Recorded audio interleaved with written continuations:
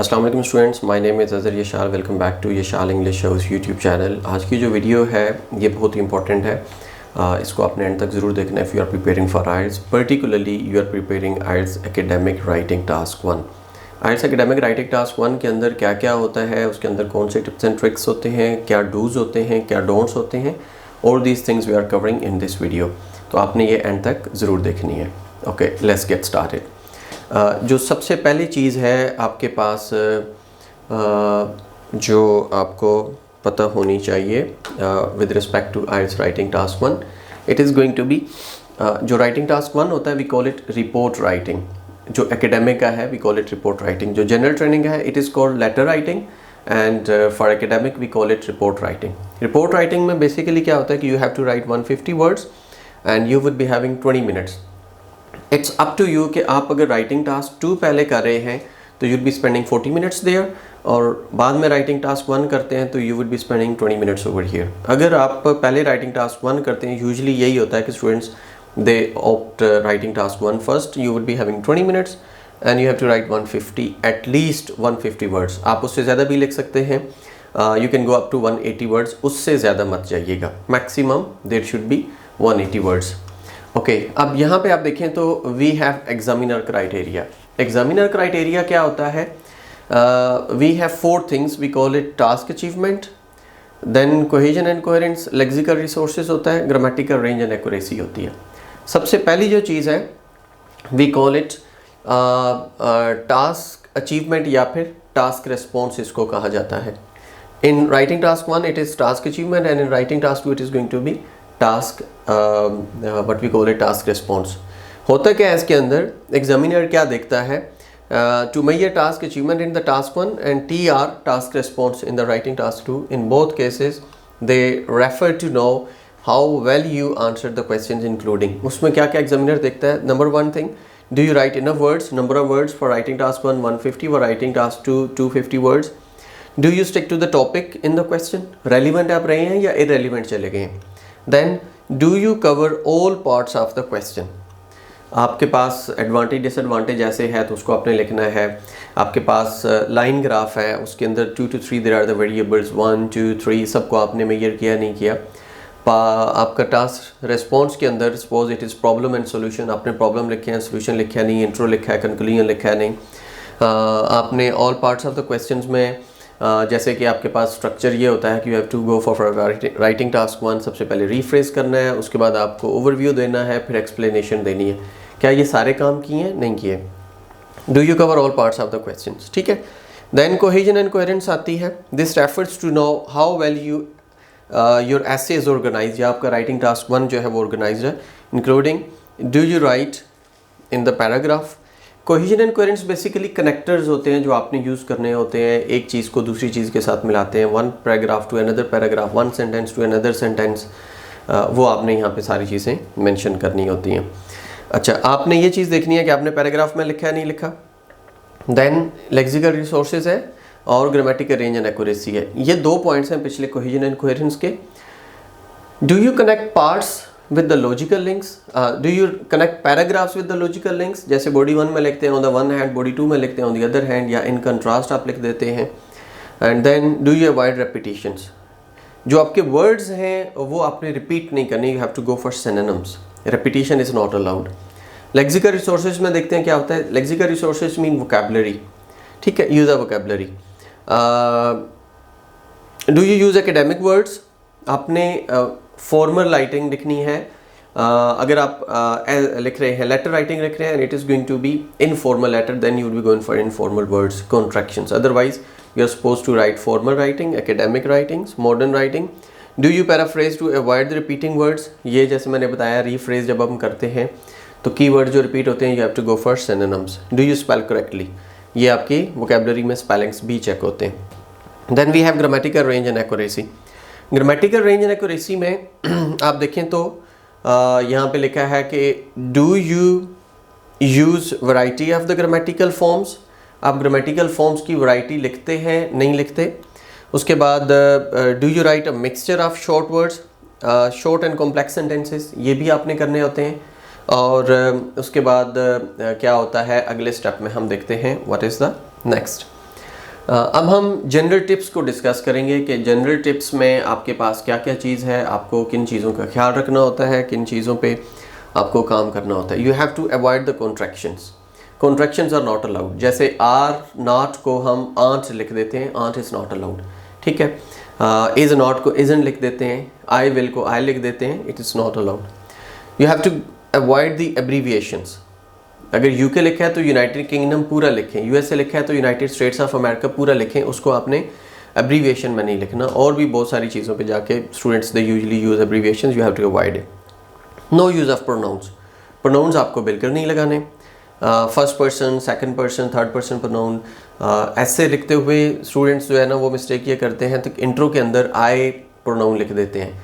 Sometime ऐसे में even if you are doing the speaking तो आप यू नो यू का वर्ड यूज़ कर रहे होते हैं, व्हेन यू गो देयर, तो दिस इज़ नॉट अलाउड, ये गलत है, ठीक है। Then no informal words. Formal words रखने हैं। No mobile language use, text language नहीं यूज़ करनी।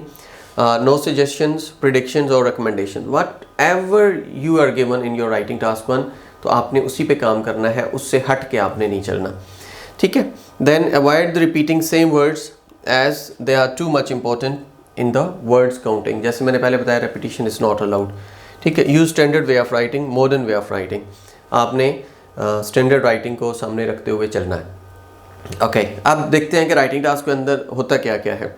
एनालिटिकल रिपोर्ट राइटिंग में देखें तो ये है पाई चार्ट। पाई चार्ट में ये ज़हन में रखिएगा कि जो चीज़ ज़्यादा क्वांटिटी में होगी वो यहाँ पे टॉप पे होगी, फिर उससे जो कम होगी क्लॉकवाइज चलती जाएगी, उससे कम सेकंड, फिर ग्रे है तो यहाँ पे थर्ड पे ग्रे है, येलो है तो ये फोर्थ पे येलो है। लाइक ऐसे ही आप यूँ चलते जाएंगे, क्लॉकवाइज चलते जाएंगे, मैक्सिमम टू मिनिमम, इस तरह आप चलेंगे क्लॉकवाइज में। This is going to be the pie chart. Pie chart को आपने एक्सप्लेन करना होता है। अगला आपके पास बार चार्ट आ जाता है।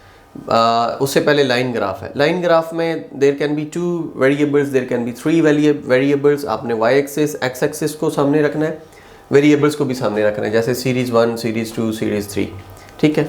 एंड देन आपके पास है बार ग्राफ। बार ग्राफ में आप देखें तो वाई एक्सिस में आपके पास अगेन क्वांटिटी आती है, एक्स एक्सिस में डिफरेंट आपके पास वेरिएबल्स आ जाते हैं। जैसे यहाँ 3 लाइन ग्राफ थे तो यहीं पे 3 वो बार चार्ट है, बार ग्राफ है, तो आपने इनको सामने रखना है। अच्छा, एक्सट्रीम लेफ्ट जो होता है बार ग्राफ, वो आपके पास एक्सट्रीम टॉप पे होता है। Top, bottom, left to right, top to bottom, left to right, top to bottom, ये इस तरीके से कैटेगरी आपकी चलती जाती है। ये आपके पास बार ग्राफ है। एंड आफ्टर बार ग्राफ आप देखें तो वी हैव टेबल। टेबल आ जाता है। टेबल के अंदर 2, 3, 4 there can be rows and columns, you have to explain accordingly whatever the information you are given. उसके बाद है डिस्क्रिप्टिव डाटा। डिस्क्रिप्टिव डाटा में आपके पास मैप है, आपने जस्ट उसको एक्सप्लेन करना है, या प्रोसेस डायग्राम होती है, ठीक है। आप इसको whatever you are given, sometime comparison होता है 2 मैप्स का, वो मैप्स आपने उसी हिसाब से लिखने हैं कि first of all you have to go for paraphrase, then overview, then explanation. Move in next. ये आपके पास है डायग्राम, और ये प्रोसेस डायग्राम होती है कि first of all, after that, then, later on, finally, इस तरीके से चलता है। और ये फ्लो चार्ट है, ये बहुत कम आता है। These are the different tasks in your writing task 1 you would be getting. अब जो आप यूज़फुल वोकैबुलरी यूज़ करते हैं, आपने जो नाउन्स यूज़ करने हैं, जब आप ट्रेंड्स का जिक्र करते हैं तो आपने जब नाउन यूज़ करेंगे तो आर राइज यूज़ करेंगे। वर्ब से पहले इफ़ यू पुट ए तो ये आपका नाउन बन जाता है, और जब ये नाउन बन जाता है तो फिर क्या होता है कि आप उसको ए के बाद वर्ब लगाएंगे तो ये नाउन हो जाएगा। आर राइज, अब इंक्रीज़ हो रहा है तो पीक, टॉप पे पहुंच गए, सर्ज, ठीक है, submit. Then verb to incline, ठीक है, goes up, went up, rose up, ये सारी चीज़ें वर्ब उसके हवाले से यूज़ हो रही हैं, बढ़ने के हवाले से। एडवर्ब्स आप यूज़ करेंगे तो रैपिडली इंक्लाइंड, पास्ट टेंस है तो प्रेजेंट है तो इंक्लाइन हो जाएगा, अब्रप्टली, सडनली, ठीक है। इस तरीके से हम वोकैबुलरी यूज़ करते हैं। अगर आप मज़ीद वोकैबुलरी देखना चाहते हैं तो आप हमारी जो बुक है IELTS 7+ वाली, हमारे जो नोट्स हैं उसके अंदर बहुत डिटेल्स में हमने वोकैबुलरी भी दी हुई है। There are 475 words with synonyms and antonyms with category of 6, 7 and 8 band. उसके अलावा हमने लाइन ग्राफ को डिफरेंट कैटेगरीज में बताया हुआ है। फिर हमने जो हमने रीफ्रेज करना है उसके फर्स्ट वर्ड क्या होगा, सेकंड वर्ड क्या होगा, थर्ड वर्ड क्या होगा, वो सारी चीज़ें एक्सप्लेन की हुई हैं। Okay, When you are going to draft your letter, when you are going to draft your writing task 1 report writing आपके पास है या आपके पास ऐसे राइटिंग है, तो आपको क्या करना है? सबसे पहले आपने प्लान करना है. You have to go for planning and describing the introduction. ठीक है, you can go for 2 to 3 minutes for writing task 1 and you can spend 5 minutes for writing task 2. फिर आप आ जाते हैं ओवरव्यू पे. ठीक है, ओवरव्यू के बाद बॉडी पैराग्राफ 1 को प्लान करना है, बॉडी पैराग्राफ 2 को आपने प्लान करना है to write the conclusion descriptive data. ठीक है, और कंक्लूजन दे सकते हैं, revise and proof reading. Proof reading is the most important thing. आप अपने वर्ड्स को यहीं पे ठीक कर सकते हैं. Usually students make mistake. क्या मिस्टेक करते हैं कि वो लिख रहे होते हैं ए एन का गलत इस्तेमाल करते हैं, आर्टिकल्स ए एन एन था. SES की मिस्टेक्स होती हैं, टेंसेस की मिस्टेक्स होती हैं, प्रेजेंट टेंस की बजाय पास्ट टेंस की बजाय प्रेजेंट टेंस यूज़ कर रहे होते हैं, स्पेलिंग मिस्टेक्स. ठीक है, these are the grammatical mistakes, you have to go for proof read. ठीक है, ग्रामर स्पेलिंग चेक कर सकते हैं आप. अब ये आपने 8 factors to be considered while looking for the amount of data. जब भी आप रिपोर्ट राइटिंग प्लान करते हैं तो आपको क्या करना है? हाईएस्ट परसेंटेज देखनी है, लोएस्ट परसेंटेज देखनी है. ठीक है, फिर आपने अपवर्ड ट्रेंड देखना है, डाउनवर्ड ट्रेंड देखना है. फिर आपने सिमिलैरिटीज़ देखनी है, कहाँ कहाँ सेम हो रहा है डाटा. फिर आपने डिफरेंसेस देखने हैं. ठीक है, नॉर्मली ट्रेंड्स देखने हैं कि ऊपर नीचे इंक्रीज डिक्रीज फ्लक्चुएशन वो कौन सी चीज़ें आ रही हैं, एंड देन रिजल्ट. ये सारी चीज़ें आपको कंसिडर करनी है when you are like going to write the writing task 1. अब एनालिटिकल डाटा है, उसके अंदर आप पैराग्राफ मैकेनिज्म कैसे बनाते हैं? सबसे पहले इंट्रोडक्टरी पैरा लिखना होता है. ठीक है, इंट्रोडक्टरी पैरा के अंदर जो आपने रीफ्रेज करना है, ठीक है, उसके अंदर आप जैसे लाइन ग्राफ है, you can write there the bar graph, you can write there the pie chart, you can write there the table, the provided maps. ठीक है, ये जो भी आपके पास चीज़ है. देन यहाँ पे आपने सिनोनिम यूज़ करना होता है, जैसे शोज़ है, डेलिनेट्स है, एक्सप्लेन्स है, स्टेट्स है, डिस्क्राइब्स है. ठीक है, इस तरीके से वर्ड यूज़ करते हैं. देन पैराफ्रेज और क्वेश्चन स्टेटमेंट, उसके बाद आपने वो चीज़ बतानी है. जब भी पैराफ्रेज करते हैं तो आपने वेरिएबल्स को भी कंसिडर करना है, आपने उसके एक्स एक्सिस वाई एक्सिस को भी देखना है, और जो आपके पास टॉपिक गिवन है उसको भी. 4 चीज़ें आपने अपने जहन में रखनी होती हैं. ठीक है, नेम्स ऑफ आइटम्स और कंट्री नेम्स वो बताना है, टाइम रेंज बतानी है, और mention the measuring unit. Measuring unit अक्सर वाई एक्सिस में आती है, टाइम रेंज एक्स एक्सिस में आती है, और नेम्स ऑफ आइटम कंट्रीज वो आपके पास वेरिएबल्स होते हैं. ठीक है, अब एक सिंपल स्टेटमेंट है. The line graph shows the amount of fast food consumed by teenagers in Australia between 1975 and 2000, a period of 25 years. ये इस तरीके से आप उसको रीफ्रेज करते हैं. यानी कि लाइन ग्राफ है तो लाइन ग्राफ, बार ग्राफ है तो बार ग्राफ, पाई चार्ट है तो पाई चार्ट. उसके बाद वर्ब बताना होता है, और अमाउंट ऑफ फास्ट फूड जो भी आपके पास गिवन है, और फिर ये टाइम ड्यूरेशन आता है. अब बिटवीन 1795 एंड 2000 को आप लिख सकते हैं फ्रॉम 1975 टू 2000. अब ये चूंकि 25 ईयर्स है तो हम इसको लिख सकते हैं फॉर 25 ईयर्स सिंस 1975. इस तरीके से भी हम डाटा शो कर सकते हैं. अब आप देखें ओवरव्यू. ओवरव्यू में आपने क्या करना होता है? You can begin the paragraph with in general, you can write with overall. आप यहाँ according to the given graph ये भी यूज़ कर सकते हैं, according to the line graph, according to the map. ज़्यादातर ओवरऑल से यूज़ करें तो ज़्यादा बेहतर है. ठीक है, discuss only about the highest and the lowest trend, no discussion of data here. यहाँ पे एनालिटिक्स को, स्टैटिस्टिक्स को नहीं शो करना, जस्ट आपने यहाँ पे बताना है अपना what you call a maximum minimum. ठीक है, top level, bottom level, you have to describe this. Then go for body paragraphs. When you are writing the body paragraph, write half of the data in the body 1 and half of the data in body 2. 2 जगहों पे आप use करते हैं. You can begin the paragraph with according to the given data, according to the given map, according to the given line graph, according to the given bar chart. ठीक है, जो भी है. It can be vividly seen. ये आप template कह सकते हैं आप. ठीक है, witness from the dash dash dash, or it is evident from the dash. ठीक है, mention the most significant trend at the start. ठीक है, बट करना क्या आपको? Use the correct tense according to the given time period. For example अभी हमने देखा था फ्रॉम 1975 टू 2000, तो you would be using past tense.